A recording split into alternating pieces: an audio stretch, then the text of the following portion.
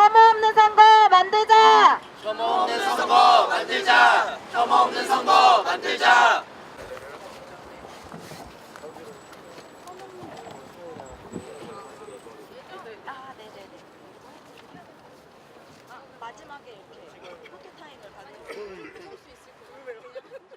선거는 민주적이고 공정하다고 말합니다.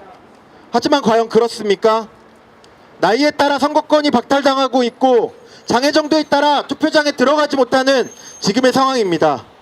또한 선거 시기 후보자들이 쏟아내는 혐오의 말들은 유권자들이 얼마나 다양한지 모르고 인간 존엄에 대한 이해가 얼마나 없는지를 보여주는 것입니다.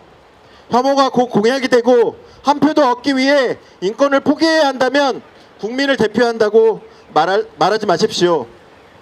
지난 지방선거에서도 지난 20대 총선거 과정에서도 우리가 확인했었던 거는 혐오가 마치 공약처럼 표현되고 사회적 약자의 인권을 말하면 마치 도덕관과 윤리관이 부족한 사람처럼 공격당하고 정쟁의 수단으로만 활용한다는 것입니다. 총선 때까지 1년 아직 선거 분위기가 무르익지 않았지만 이번 선거 역시 타인의 삶을 조롱하고 모욕하고 인권 감수성을 부족한 후보들을 가려내기 위해 활동할 것입니다. 그들이 자신이 가진 권력을 활용해 사회적 약자의 인권을 짓밟은 상황을 다시 보고 싶지 않습니다. 차별과 혐오를 예방하기 위해서라도 필요한 법, 차별금지법 제정에 동의하지 않는 사람은 국회의원이 될 자격이 없습니다. 2016년 그리고 2017년, 2018년 관련한 모든 선거에서 우리가 혐오 발언이 난무한 것을 목도하였습니다.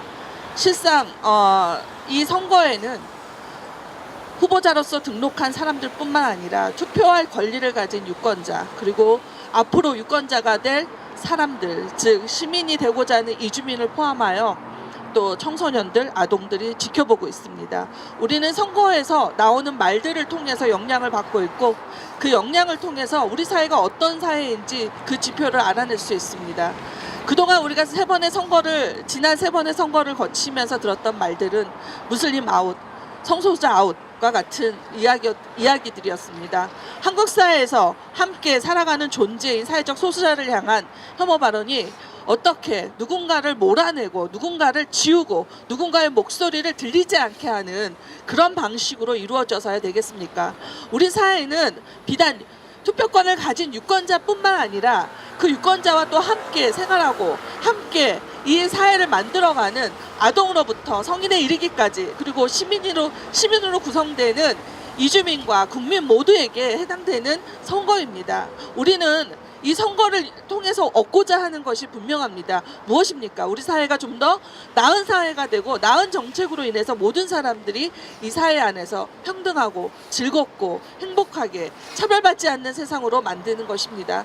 그럼에도 불구하고 선거철마다 일어나는 많은 혐오 발언들로 인해서 실제 이 사회는 불행해지고 또 차별을 경험하게 되고 누군가로 하여금 좌절감을 느끼게 하는 그런 사회입니다.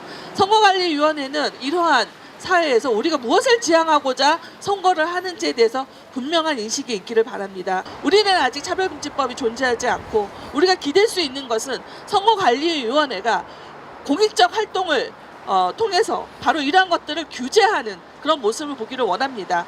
또 이 사회는 단지 국민으로만 이루어진 사회가 아닙니다. 많은 이주민들이 함께 들어와서 이 사회가 발전할 수 있도록 기여하고 있고 시민으로서 우리와 함께 같이 존재하고 있습니다.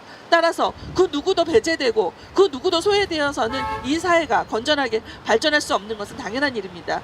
그런 의미에서 이 선거 기간 동안 이루어져야 할 공약들은 이 사회가 어떻게 좀 더 나은 세상이 되고 서로를 향해 존중하고 또 서로가 공존할 수 있으며 또 함께 차별 없는 세상에서 살아가게 할 것인가를 고민하는 공약이어야 합니다.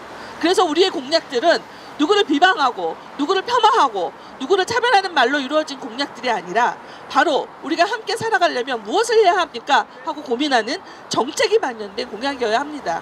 선거관리위원회 국제사회가 요구하는 기준들이 있습니다.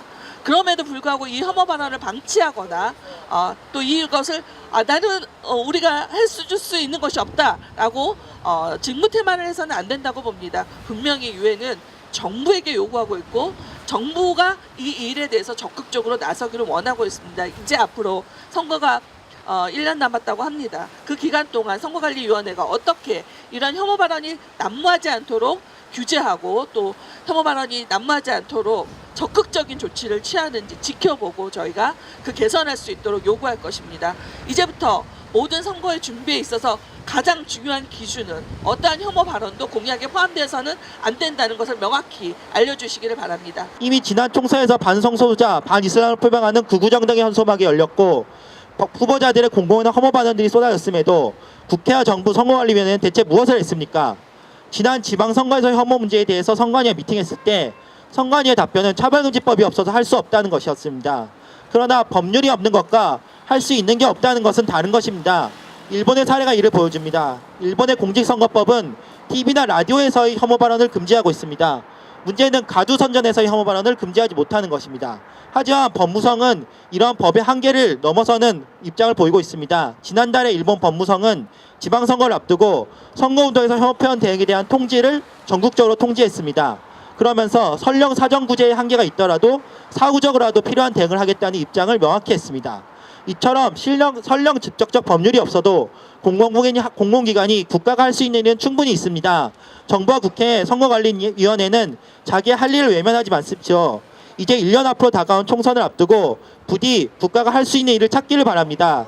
다가오는 총선에서는 규정이 없어서 할 수 없었다는 변명을 듣는 것이 아니라 규정을 개선했다는 또는 규정이 없음에도 할 수 있는 일을 찾아서 했다는 자랑을 듣는 그런 대답을 듣는 총선이 되기를 바랍니다.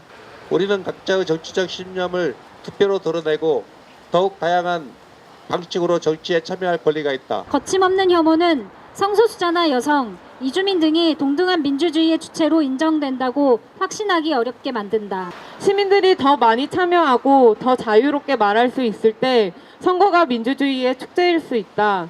우리 역시 선거가 혐오의 면죄부가 되지 않도록 혐오와 차별에 맞설 더 많은 방법을 찾아갈 것이다.